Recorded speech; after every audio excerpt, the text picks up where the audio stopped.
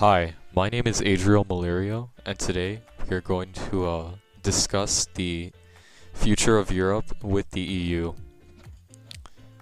So Europe is a country containing many different backgrounds, both ethnic and cultural. But there have been efforts to merge Europe essentially due to the creation of the European Union or the EU. There is still However, there is still trouble uniting these countries due to different backgrounds of everyone in Europe. So how does Europe expect to survive with the EU? Well, according to the Futurist magazine, it needs to put apart some of their differences in order to come together. But what are the positives of a merged Europe? Many of the goals that the EU wants to accomplish require that all nations come together and comply. But what does the EU want to do outside of the goals it says it wants to achieve? Well, one thing they want to do is focus on human rights, and it addresses this by allowing migrants from third world countries to come in and seek asylum from the conflicts that they face from their home. It might bring a divide, but it's a goal that could help with the population of Europe due to decline in recent years.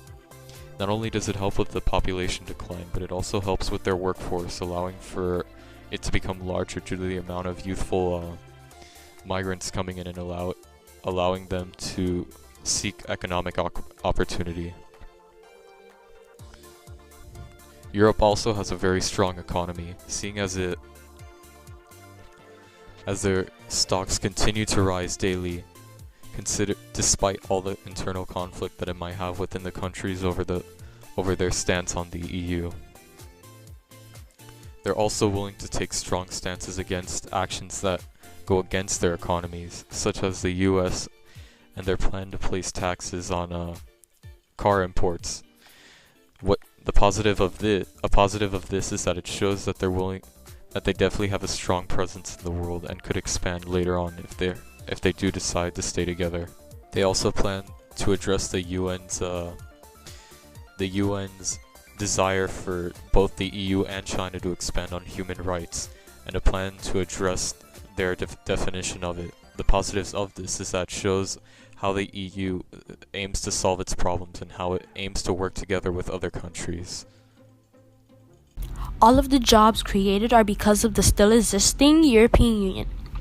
10% of the jobs in the United Kingdom is closely linked to the European Union. Multiple countries have employment ties with the Union.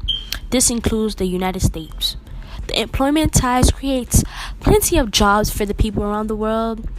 If there was no union, then millions of people would be left without a job. This would cause the economics the union provides to disappear. Low job employment will cause the people to migrate elsewhere. The European market is the largest international single market in the world. It accounts for about 16.5% of the world's biggest imports and exports. The union's founding principle among the world and also its members is free trade and world trade.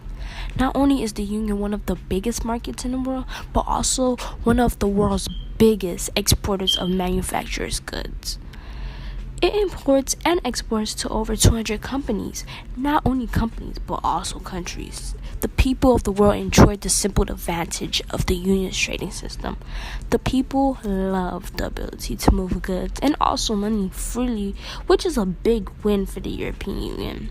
This causes the union to receive a lot of clientele.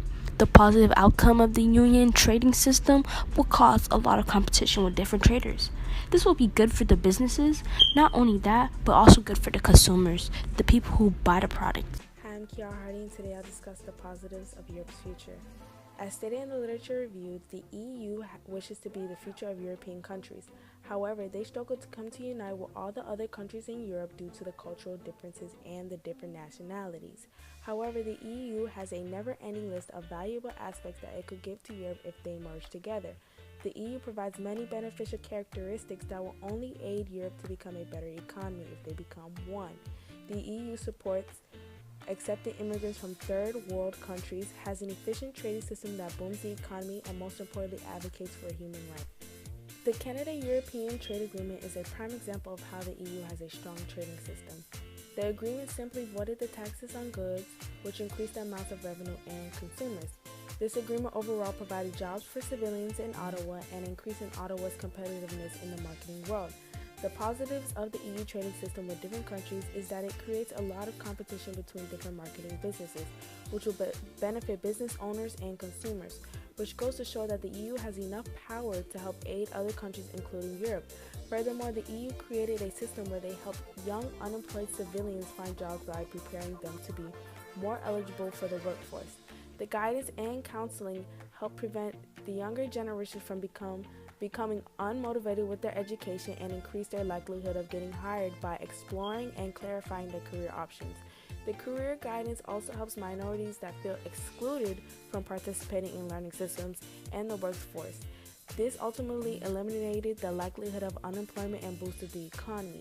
These certain characteristics that the EU possesses will only benefit Europe as a whole in the long run. Hi, my name is Ashton Taff, and I'll be talking about how the EU handles threats of terror in their own way. Terrorism is something that threatens the national security of many countries worldwide.